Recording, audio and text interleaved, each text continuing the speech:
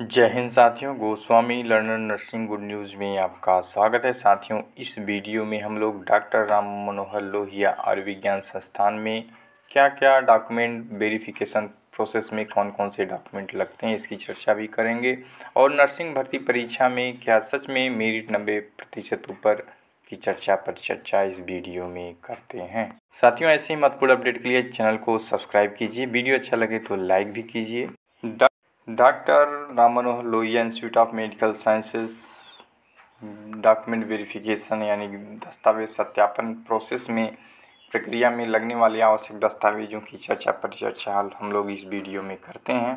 विशेष करके हम लोग किसी भी पद के लिए डॉक्टर राम मनोहर लोहिया में यदि आपको डॉक्यूमेंट वेरिफिकेशन का मौका मिलता है तो आपके पास कौन कौन से ज़रूरी डॉक्यूमेंट्स होने चाहिए और इसकी प्रक्रिया कैसी होती है डॉक्यूमेंट वेरिफिकेशन प्रोसेस की, इस पर भी हम लोग चर्चा करते हैं। यदि इस चर्चा में कोई त्रुटि हो जाती है या कोई टॉपिक छूट जाता है तो आप इस संबंध में अपनी जानकारी कमेंट करके उसे अगले वीडियो में शेयर किया जाएगा। यह चर्चा आपके लिए और आपके साथ किया जाता है, जिसमें यदि आप इस कंटेंट से संबंध रखते हैं तो मित्रों आप लोग अनिवार्य रूप से इस चर्चा में भाग ले सकते हैं एवं अपनी जानकारी शेयर कर सकते हैं। हम लोग जैसे भाइयों बहनों को इसकी जानकारी हो एवं आने वाले समय में इस जानकारी का प्रयोग कर सकें, इसके लिए यह भी ज़रूरी है कि आप लोग इस मन से जुड़ें एवं सपोर्ट ज़रूर करें। इसके लिए आपको करना बस इतना है कि वीडियो को अपने साथियों में शेयर करें, सब्सक्राइब करें और घंटी को ऑल पर दबाना बिल्कुल ना भूलें, क्योंकि यह आपका ही चैनल है एक प्रकार से और आपके द्वारा दी गई जानकारियों को भी लोगों तक पहुंचाने का काम किया जाएगा। यह एक ऐसा मंच है जहां पर सही एवं सटीक जानकारी पर चर्चा की जाएगी। यदि उस जानकारी में कोई कमियां हैं तो आप लोगों के सहयोग से उसे दूर करने की पूरी कोशिश की जाएगी। आप Goswami learner nursing good news का हिस्सा बनकर अपनी विचारों या बातों को वहां भी पहुंचा सकते हैं जहां पे पहुंचाने की कोशिश कर रहे हैं या करना चाहते हैं, जहां पहुंचना चाहिए।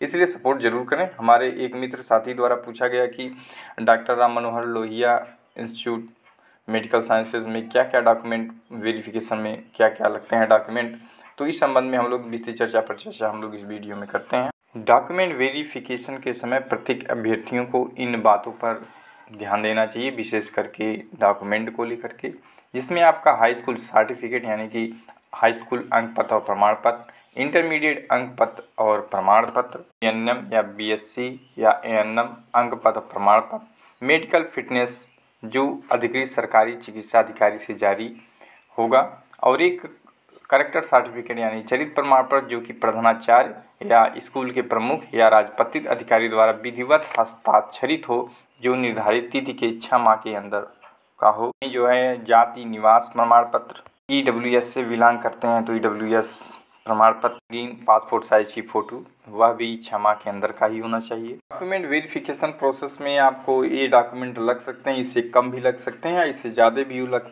सकते हैं।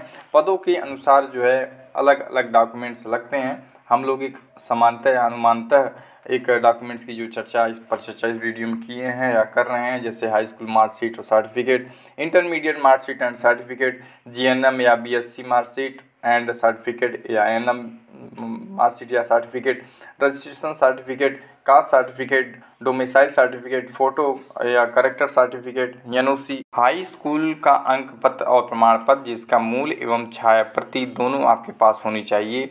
डॉक्यूमेंट वेरिफिकेशन में मूल दस्तावेज देखेंगे और छाया प्रति जो है कि यानी कि फ़ोटो स्टेट अपने पास ही रखेंगे। वहीं आपके पास इंटरमीडिएट का अंक पत्र और प्रमाण पत्र, एलिजिबिलिटी सर्टिफिकेट, योग्यता प्रमाण पत्रों यदि उस पद के लिए जो उसकी योग्यता है, चाहे वह डिग्री हो या डिप्लोमा, आपके पास होनी ही चाहिए, जैसे जीएनएम या बीएससी, एएनएम अंक पत्र और प्रमाण पत्र, और साथ ही रजिस्ट्रेशन प्रमाण पत्र जो कि आप लोगों के लिए अनिवार्य है, जाति प्रमाण पत्र, डोमिसाइल प्रमाण पत्र, निवास प्रमाण पत्र यानी निवास प्रमाण पत्र। वहीं डॉक्यूमेंट वेरिफिकेशन में फ़ोटो भी लगता है, जो पासपोर्ट साइज की 2 या 4 इसकी संख्याएं हो सकती हैं।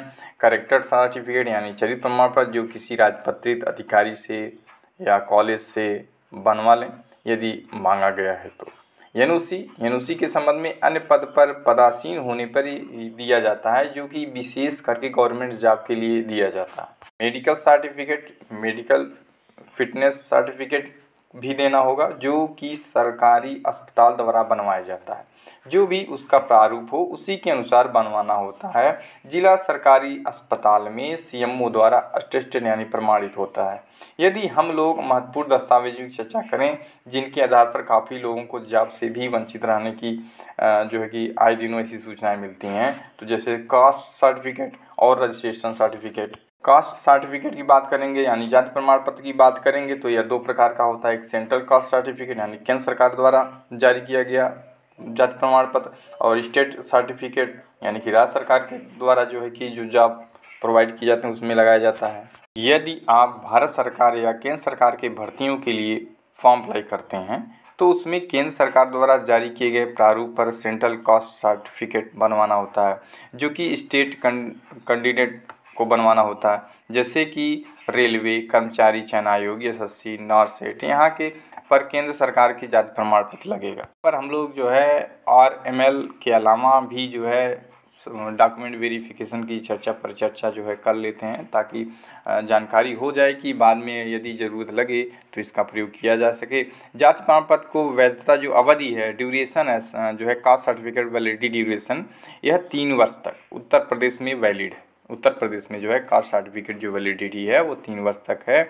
जब फॉर्म फिलअप की अंतिम तिथि से पूर्व ही आपका जाति प्रमाण पत्र बना हो एवं 3 वर्ष या साल से अधिक ईयर का जो है कि न हो से अधिक न हो, 3 वर्ष से अधिक या फॉर्म अप्लाई के लास्ट डेट के बाद बना होने की जो है कि वजह से बहुत से कैंडिडेट जो है कि बाहर भी कर दिया जाता है। बहुत से कैंडिडेट की यानी कि फॉर्म अप्लाई की डेट से पहले का और 3 वर्ष का बना होना चाहिए, फॉर्म अप्लाई के बाद का नहीं होना चाहिए। वहीं EWS की बात की जाए तो EWS का जो है कि सर्टिफिकेट है उसकी अवधि वैलिडिटी ड्यूरेशन वह 1 वित्तीय वर्ष माना गया है या मान करके प्रत्येक वर्ष उसे रिन्यूअल करवाते रहें।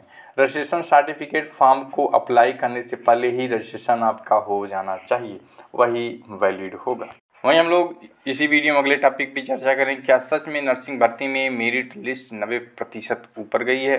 तो इस पर हमारे एक साथी द्वारा बताया गया कि नॉर्मलाइजेशन सामान्यीकरण के बाद बढ़े हैं सबके नंबर, इसलिए परसेंटाइल में बताया गया और SGPGI में जितने क्वेश्चन सही हैं वही बताया गया है। साथ ही उनके द्वारा यह भी बताया गया कि कोई गड़बड़ी नहीं हुई है सर, जिसमें गड़बड़ी हुई है जैसे कि 18 सेंटरों पर गड़बड़ी का आरोप लगे थे, जिसकी परीक्षा दोबारा या पुनः परीक्षा हो गई है, क्योंकि विगत दिनों समाचार पत्रों में यही खबर प्रमुखता से छपी थी, जिस पर जो है कि परिचर्चा जो है की गई थी और इसको लेकर हमारे साथियों द्वारा सही और सटीक जानकारी कमेंट के माध्यम से दी गई, जिस पर जो हम लोग परिचर्चा इस समय कर रहे हैं।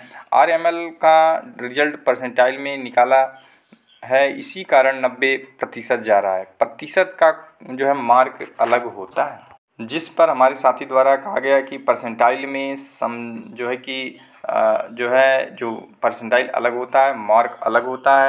फिलहाल प्रतिशत में रिजल्ट दिया गया इसलिए इतना गया है। SGPGI ने नंबर दिया जाता है। वहीं पर इस अन्य पद की परिचर्चा की जाए कि अन्य पोस्टों की एग्ज़ाम की बात की जाए तो इसका अभी तक कोई भी सूचना नहीं। यदि कोई छोटी बड़ी से बड़ी सूचना RML से संबंधित प्राप्त होती है तो उसे ज़रूर आप तक शेयर किया जाएगा। इसके लिए आप चैनल को सब्सक्राइब करें, साथ ही बेल आइकन को भी दबा दें, जिससे आपको भी सूचना पहुँचने में आसानी हो। यदि आपके पास कोई सूचना है तो ज़रूर शेयर करें, स्वागत है आपका।